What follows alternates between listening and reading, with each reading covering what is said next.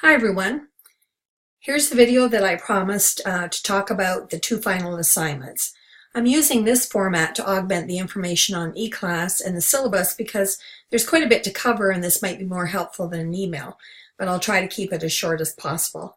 I hope that it's helpful, but as always, your questions are more than welcome.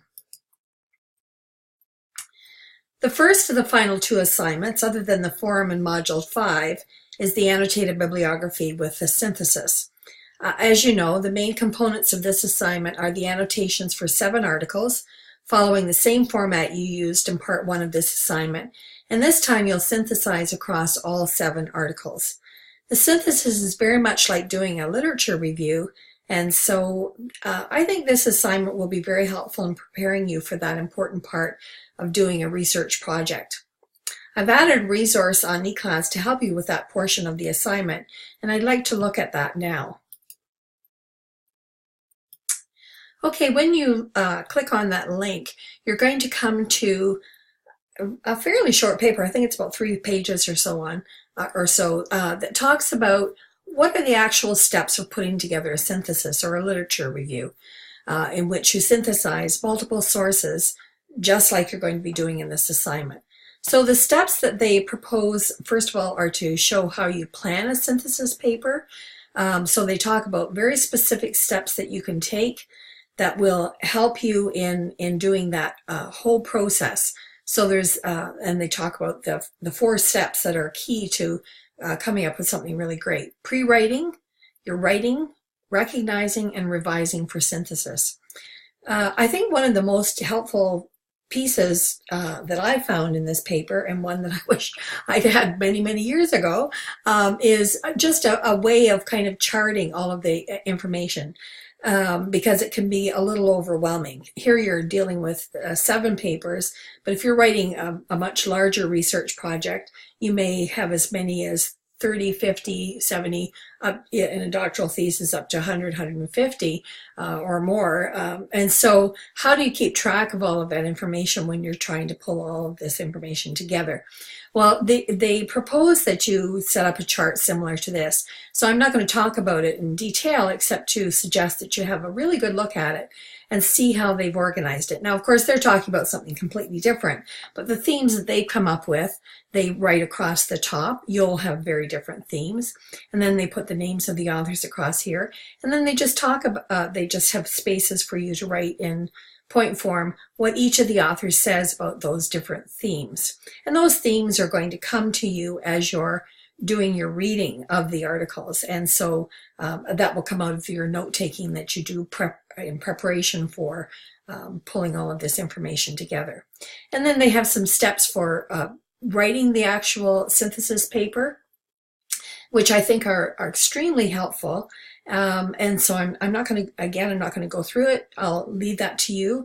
You're more than capable of doing that, so there's no sense in me talking about that now. But one of the things that I think is really helpful are the last 2 pages. Because in the first, they talk about recognizing a synthesis. So the following are 2 parts of a student's literature review. The first example is an early draft of the literature review. The second example is a revised version. And they want you to notice how the student's revision makes better use of synthesis at both the paragraph and sentence level. The revised example is also more accurate in its portrayal of the literature. So as obviously one is much shorter than the other, but what is it that the author did from this step, which is kind of your first draft of it, to this step where it becomes much more in-depth and they draw a lot more across the different pieces of literature. And then they talk about the steps for actually revising your synthesis paper. And what are the steps that you can follow in doing that. Now, some of this will be extremely helpful to this assignment. Some of this will be even more helpful to you when you do your literature review, because at this point in the course, you may be kind of triaging just how much time you can put into an assignment. However, I think this is going to be a resource that you'll want to keep on hand so that you can use it for various things that are going to come up in the future when you're doing your research project.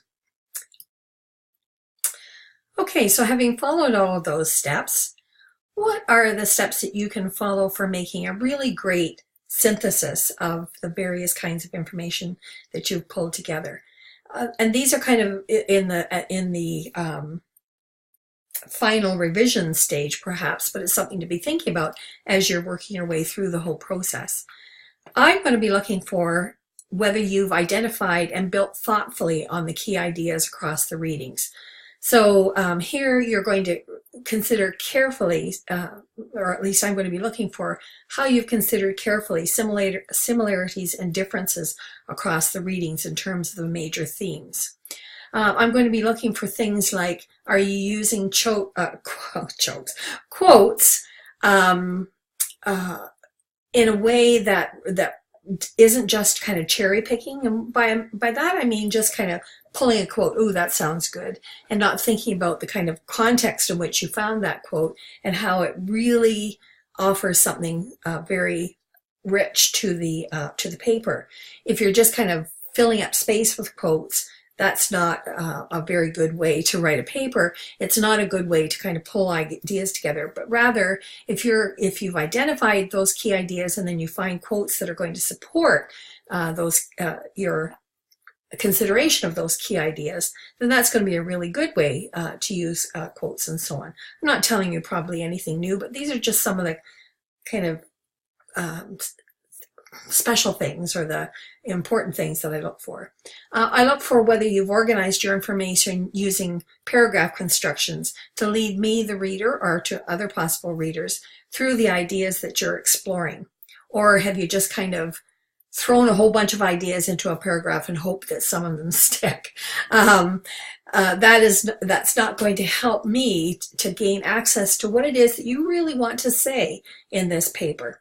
And last, you can use headings judiciously. You don't want to have headings at the beginning of every paragraph, but pointing out the kind of key themes. Now, this is a very short paper, so obviously you may or may not even want to use headings. But if you think that they're going to be helpful in sorting out the information and making those transitions between key themes, then feel free to do so. And what are some FAQs? And these are questions that came up in the last part one of this assignment, and the kinds of worries that came up across various aspects of the instructions. One of the things was, should I worry about pages or word numbers? Because there are various ways in which the information is put in the instructions. And that's because some instructors look more at word count and some look more at page numbers. For me, page numbers are more important. Word count is a little bit variable, and I'm not even sure that it's that accurate across the pages. That's my perspective, and others have different perspectives. So I'm not so much worried about the word counts or the word numbers as I am about the number of pages. If you're going over by a page or two, especially if you've gone over by two, you need to go back and you need to think about how you can make draw in, edit much more carefully and make your writing more succinct. Academic writing tends to be very non-frivolous, and so we don't need a lot of descriptors unless they're really needed to clarify. So page numbers are where it's at. If it's gone beyond that, then I am going to be looking to see whether there should have been some serious editing going on. Should I separate the annotations on separate pages? No, this just wastes space. And you don't have that many pages. You only have 5 pages this time for 7 annotations. So don't waste space with space in between.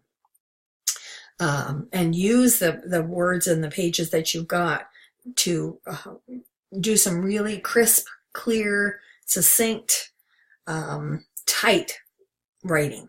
Do grammar and style count? In my book, they always count. And the reason for that is, even if they don't give you points, they carry your ideas. They make your ideas accessible to the reader. So if your sentences are incomplete, if they're confusing, if paragraphs are just kind of put together willy-nilly, I'm going to have a lot of trouble getting at exactly what it is that you mean. So you might have the best ideas in the world, but you need to make sure that your grammar and the style that you use convey those ideas in the best way possible. So just, those are some of the things that I'm looking for as well. But just to answer some questions. You'll have lots of other questions too, and if so, please ask them via email or in the question forum, etc. And then we can share those ideas as they become, as they keep coming up. Okay, so the next second major assignment is the concept map assignment.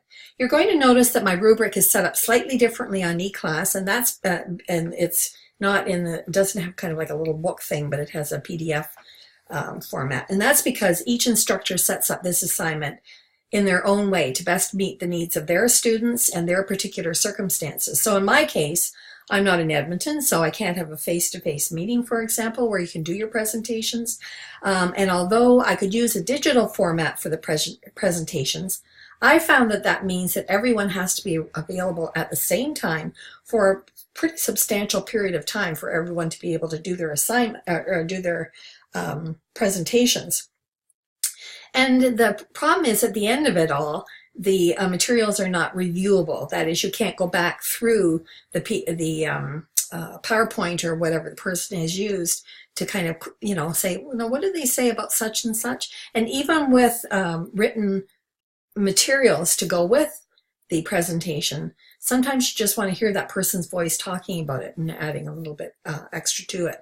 So this, what I'm going to propose instead is going to have, I've chosen a format that means that everyone has access to the resources that are most useful to them, and they can review the others at any time if they save them, and you can save all of them. And the rubric, I just wanted to note as well that the rubric is now posted with the other assignment rubrics. It wasn't up there before, but I've now put mine up so that you can have a look at it. And as well, there's information where you actually submit your assignment. There's a bunch of information about this assignment there. That is what we're going to be talking about in just a moment. Okay, so the first step in doing this assignment is selecting your chapter. And you can do that on our eClass site. So let's look at that. Okay, so you're going to scroll down through your eClass page until you get to Module 6. And in Module 6, you will notice a question mark. And beside that, it says Choose Chapter for the Concept Map Assignment. So when you click on that, up will come a page that looks like this. And you'll have all of the various chapters from Creswell that talk about various research designs. So there's action research, mixed methods, narrative research, ethnographic research, and so on. And when you come to when you decide which one you're wanting, you click on that the little circle beside it. However, you may find that when you click on it, you are not going to be able to put your name in because there's a limit of 3 per research design. So we've got 1, 2, 3, 4, 5, 6, 7, and then you're only going to be able to choose one of those, and it will have to be one that only has that has some space. Now you'll notice, for example, that narrative research design says full. So now there are 3 people that have signed up for that. But having 3 in each means that we're going to cover all of them. Now, don't worry if you don't get the one that you think you might be using for your final research. The whole idea of this is simply to introduce everyone to kind of a smorgasbord of the possibilities for research design. So you're going to have an opportunity to hear other people talk about various kinds of research design, and you may find in doing this that you discover a research design that you hadn't thought of before, and so it may end up being very helpful to you. So don't worry about whether you can get the one that you want at this point, but rather this is going to be you teaching the rest of the class about that particular research design. So once you've chosen, and then you'll go on to step 2.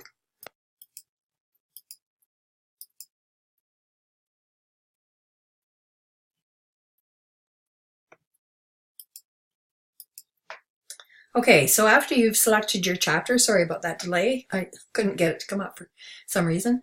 So after you've selected your chapter, then you're going to become familiar with that chapter and you'll write your notes and so on. And then you will build a concept map using the categories that are appropriate, that are actually outlined in the assignment description. So you can go back to the assignment description. I won't talk about them now, but you can start building information about each of those components if it's appropriate. In most cases it will be.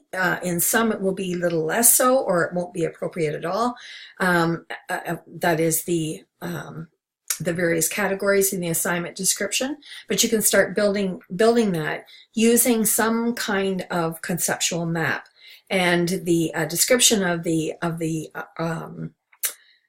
assignment talks about some possibilities for that, or you can even just use something like some kind of a program that you have. So you'll develop your concept map, and then you'll move on to the third step, which is to prepare an audiovisual presentation using your concept map. And I'm going to talk about more about that a little bit later. So don't get concerned about that. There are lots of possibilities. And then last, or almost last, you're going to write a 2 to 3 page reflection on the research approach that you've explored in your concept map that provides in narrative form, and you can include bullet points as you go through it if you wish, key information about that approach. It's kind of a Cliff's Notes version of your presentation. So it gives people 2 options for saving information about the various approaches, your actual presentation, as well as your reflection that synthesizes, there's that word again, synthesizes the information about that particular approach. Now you'll be handing in, you'll be handing in you'll have finished your assignment and have posted it on the forum by the 3rd, I believe it is, but our course actually isn't done until the 12th. So that means that we've got a few days for you to go through the presentations, have a look at them. You can also respond on the forum because you're actually putting them on the forum when you're finished with them. That means that people can go to the forum and they can also make comments on your presentation. So check out a few or all of them if you wish, and you can respond with questions or discussion right up until April the 12th. And that there's no marks for that particular forum, but I think it's a particularly useful discussion to have at the end of the course to kind of go through some of the questions that you may have. I will be more active on that forum. And I say that not because I haven't been active on the other forums, but I don't like to insert my voice too much on the forums. I like it to be a place for you to have discussion, but I will be more active on that forum so that if you have questions for me as you're going through, I'll respond, etc., etc. So we can kind of pull together some of these ideas at the end of the course. So what are some of the possibilities for your presentation? Well, you can put together a Prezi or a PowerPoint with sound. I find Prezi actually is a very dynamic format for this. Particularly in putting together your concept map, it's kind of a neat way to do it. But PowerPoint is okay too, especially if you use some of the animation. It can make it quite an interesting presentation. Be sure to have the latest version of PowerPoint and make sure that it translates well for other people's access computers and that sort of thing. If you have a really old program, it may not be translatable for some programs, or it may be a real pain in the neck to get up, and then people aren't going to have the patience to watch it. So just make sure that it's in a format that's easy to get at if you use those 2 formats. I find these are the hardest sometimes to translate easily. You can use iMovie and then download it onto YouTube or download it onto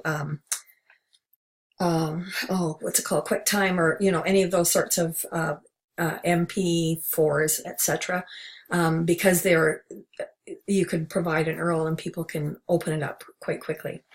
My preference is Screencast-O-Matic, and it's what I've been using throughout the whole course. It actually is one that simply takes a picture of what you've got on screen. It has a little grab grid that grabs the part of the screen that you want to show, and then whatever you're saying, if you've got a mic on your computer, it's really quite a handy way of doing things, I find. And the simplest version of it is free. The more expensive version of it, I think, is $15 or something, but you have it for the year, and it is something that you could use in your classroom, I suppose. I certainly think it might be helpful to, to do like a pre-presentation before students come to your class or whatever. There are all kinds of ways you could use it.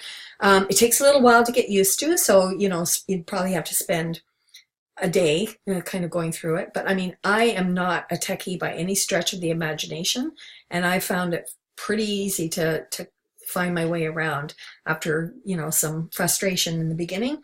After a couple of hours playing with it, it's been very, very easy. So, and you simply then download it onto YouTube. There's all kinds of, if you look it up on Google, there's all kinds of people that have programs or videos that show you different ways of doing it and that sort of thing. So there's lots of information out there and lots of support within Screencast-O-Matic. I don't get anything for this. I just have found it an easy way to do things. And then you download onto YouTube. So these are some of the ways you might approach it. Make sure whatever you choose that it's easy to see and hear. There have been some presentations where people have not checked their audio level, for example, and it's almost impossible to hear, or they have a really bad mic on their computer and are sitting far away from their computer, and they end up with something that's really hard to hear. So just make sure that that's taken care of. If you use an URL, make sure that when you post it on the forum that it's a live link. All it takes is actually, hitting the space bar after it, and it will turn into a live link. So do whatever is necessary, and that way it makes it easier for anybody that's having a look at your